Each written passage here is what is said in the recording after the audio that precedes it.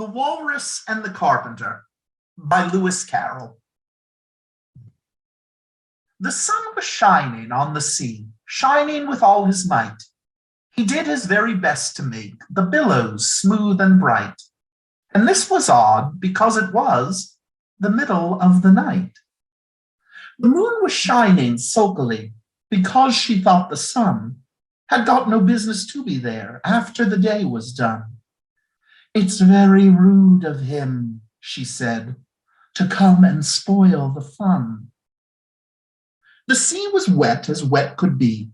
The sands were dry as dry. You could not see a cloud because no cloud was in the sky. No birds were flying overhead. There were no birds to fly.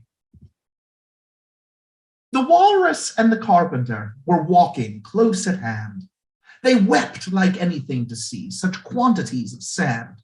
If this were only cleared away, they said, it would be grand. "If 7 maids with 7 mops swept it for half a year, do you suppose," the Walrus said, "that they could get it clear?" "I doubt it," said the Carpenter, and shed a bitter tear. "Oh, oysters, come and walk with us," the Walrus did beseech. "A pleasant walk, a pleasant talk, along the briny beach. We cannot do with more than 4 to give a hand to each." The eldest oyster looked at him, but never a word he said. The eldest oyster winked his eye and shook his heavy head, meaning to say he did not choose to leave the oyster bed. But 4 young oysters hurried up, all eager for the treat. Their coats were brushed, their faces washed, their shoes were clean and neat. And this was odd because, they hadn't any feet. 4 other oysters followed them, and yet another 4. And thick and fast they came at last, and more and more and more, all hopping through the frothy waves and scrambling to the shore. The Walrus and the Carpenter walked on a mile or so, and then they rested on a rock conveniently low, and all the little oysters stood and waited in a row.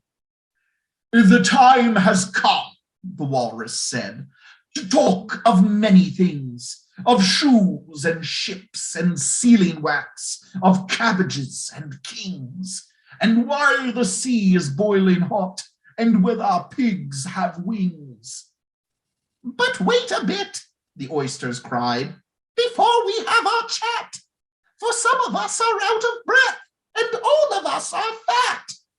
"No hurry," said the Carpenter. They thanked him much for that. "A loaf of bread," the Walrus said, "is what we chiefly need.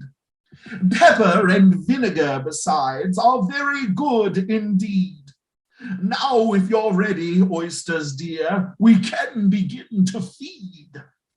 "But not on us," the oysters cried, turning a little blue. "After such kindness, that would be a dismal thing to do." "The night is fine," the Walrus said. "Do you admire the view?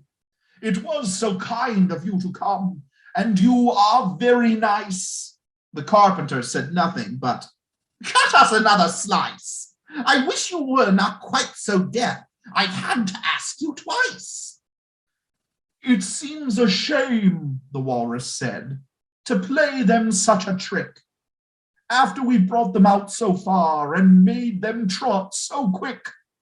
The Carpenter said nothing but, "The butter's spread too thick." "I weep for you," the Walrus said. "I deeply sympathize." With sobs and tears he sorted out those of the largest size, holding his pocket handkerchief before his streaming eyes. "Oh, oysters," said the Carpenter, "you've had a pleasant run. Shall we be trotting home again?" But answer came there none, and this was scarcely odd because they'd eaten every one.